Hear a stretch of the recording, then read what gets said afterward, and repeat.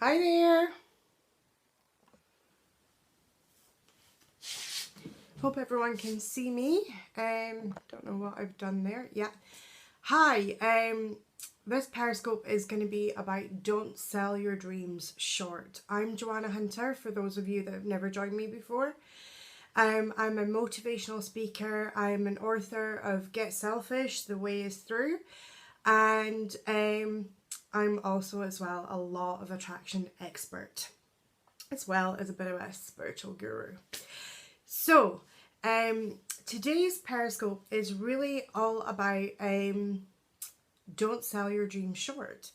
And it's something that I find quite often with my clients is that I find that they come in and they kind of negotiate with their dreams, and that's a very normal thing. Hi there to everybody that's joining us. I'm just going to let the room fill up.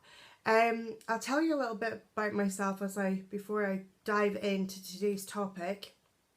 You can find me at joannahunter.com.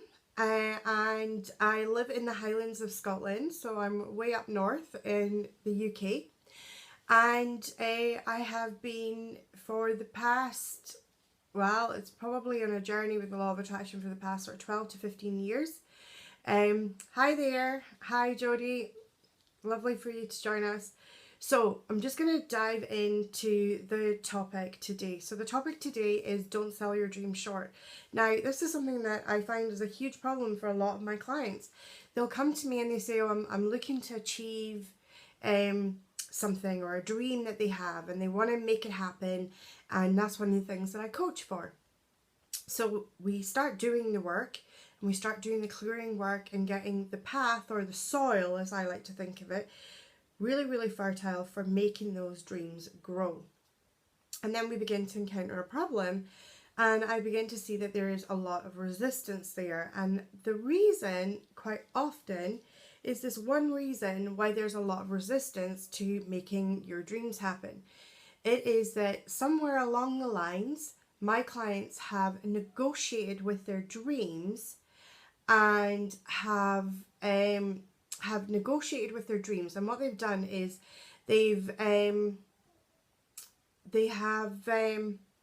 I'm hearing my puppy there. Can you hear her? She's whining. It's just gonna have to let her in a minute. But basically, what they've done is they've negotiated with their dreams, and what they've done is, I'll give you a very, very basic example. They have said that they wanted to own a mansion. That's what their main dream was.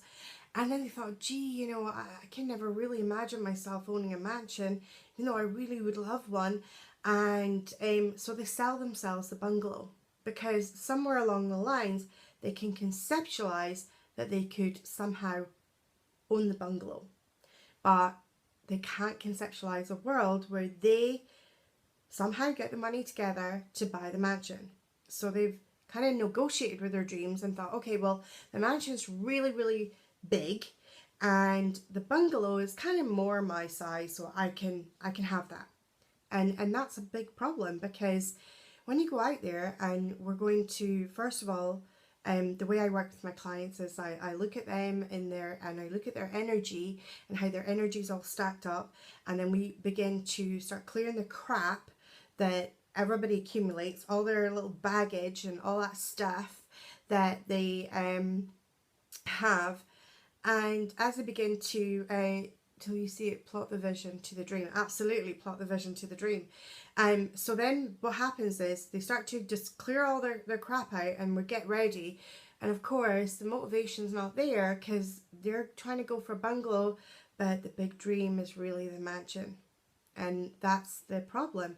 And so today's Periscope is really about becoming really aware of all of the places where you have maybe sold your dreams short. What is it that you're trying to go for in life? What is it that you're trying to create in your life? And are you feeling resistance to that? Are you feeling that the road is really difficult? Of course the road is difficult if it's not quite what you wanted, not quite what you would have loved to have had. And so what I would like you to do, there's just a really, really simple exercise. I want you just to bring a dream that you have forward. And so just bring a dream that you have forward into your mind and thinking about what it is that you would like to have. And then very, very simply and very, very easily, I'd like you just to place your hands on your heart. And I want you just to feel into that dream and to see if that's the dream that you really want, or was there a grander vision at one point in time that you sold yourself short from. And so if you just take a few minutes just to take a few deep breaths, hold your hand over your heart and say, universe, is this the dream that I really, really want? Or have I sold myself short? And is there something grander for me that would inspire me even more? That would just really, really fire me up even more. Is there something grander? Is there something bigger there that would inspire me even more? Yes, we must consider motivation, and of course, it's a lot easier though to be motivated when you are in alignment to the correct dream, not that kind of, not, you know, if you wanted the mansion but you sold yourself the bungalow because you can conceptualize a world where you could live.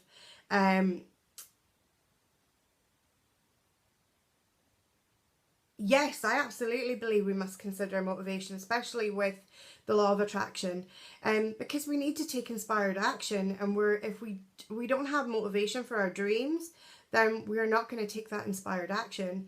Those dreams, the law of attraction will do a certain amount of work for us, but we need to take the inspired action. And if we've sold ourselves a bungalow when we wanted the mansion, we're not going to take that inspired action.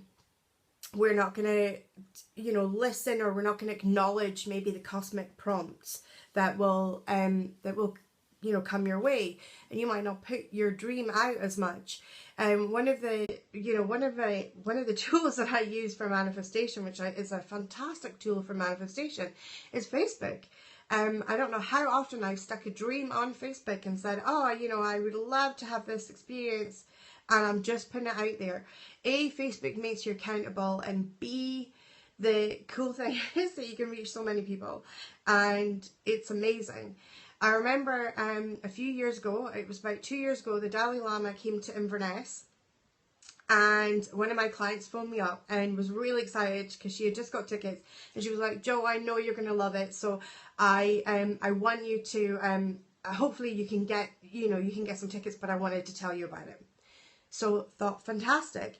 And I phoned up the box office, and the tickets had sold out less than 24 hours, over 5,000 tickets. I was like, oh my God. And I immediately started to connect to my lack energy. I immediately started to connect to the energy that starts to basically implode on itself and makes you implode on yourself. So I started immediately going, oh gee, oh God, I'm not gonna get to go. And then I thought, what am I doing? Wait a minute. I am an awesome manifester. This is just tickets to Eden Court Theatre in Inverness. I can do this. I've got this. So I just scrambled for a pen and a piece of paper, and I wrote down very, very quickly, I, Joanna Hunter, I think it was the 23rd of June. I can't remember if that was the exact date, but I wrote the date, the 23rd of June, I think it was. And I wrote the date, we'll be going to see the Dalai Lama. And I am so grateful for the amazing seats that I have just got. And then to make myself extra accountable, I stuck it on Facebook and said, hey, I really, really want to go and see the Dalai Lama, but there's no tickets left. But I know that the universe has got my back, is what I wrote. And a few days passed and nothing happened. And then I get this random phone call from a friend of mine who then says, hey, are you still looking for tickets for the Dalai Lama? And I said, yeah, I would love to go. So he said, cool, there's one problem. And I said, okay, what's the problem? And he says, well, you'll have to get to go with me. And I thought, that's not a problem. That sounds like really, really good fun. And he says, and it's my birthday, so you're going to have to go out for cocktails as well. And I'm like, oh my God, this is sounding better and better each moment. And I thought, fantastic. So I got my tickets to the Dalai Lama. And the universe, I always think, has this amazing, amazing sense of humor. And so when they were doing live streaming into the cinemas at this theatre, as well as the main theatre where the Dalai Lama was going to be. In the week that it run up to the Dalai Lama, my son comes home from school, and there's 1,000 pupils in his school that he goes to. And he comes home and he says that 2 pupils out of the 1,000 were picked to sit on the stage with the Dalai Lama, and my son was one of them. So not only did I manifest a ticket for me, but my son got to sit on the stage with the Dalai Lama and represent his school, which was super cool. And then when I got my ticket, I was kind of maybe expecting to get the live streaming in the theatre. Oh no, I was sitting 8 rows from the stage, and the ticket number, or the ticket seat number that I had was G8, which is the name of a peace summit as well, the G8 summit, which was hilarious. And the Dalai Lama, I was sitting off to the side, and the Dalai Lama didn't do his presentation from the center of the stage. The Dalai Lama did this presentation from the side of the stage. And it's incredible, when you think that I went from no tickets to, but I connected with my inner abundance, and that's what you need to do.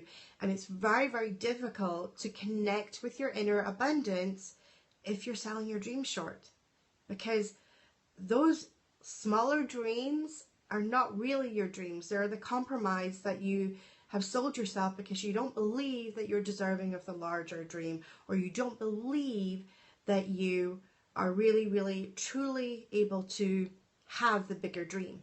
And so that was an important lesson to me, was that we have that energy within us. We either have the lack energy, which I began to connect to, and then I thought, what am I doing?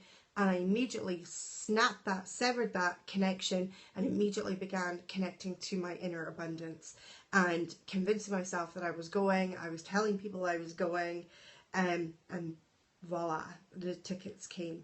And not only that, my son got a ticket too, and I got to go out for birthday cocktails, and a bunch of other really cool stuff happened, including the curator of the Lama relics sitting behind us, and that was our chat for the bit in the interval. We got to sit and chat with the curator of the Lama relics, which was incredible. So yes, don't sell your dreams short. If you have dreams, make sure that you connect to the dream, not the compromise, to the dream. So that's all I've got for you today, guys, but I hope you've enjoyed this Periscope. Bye now.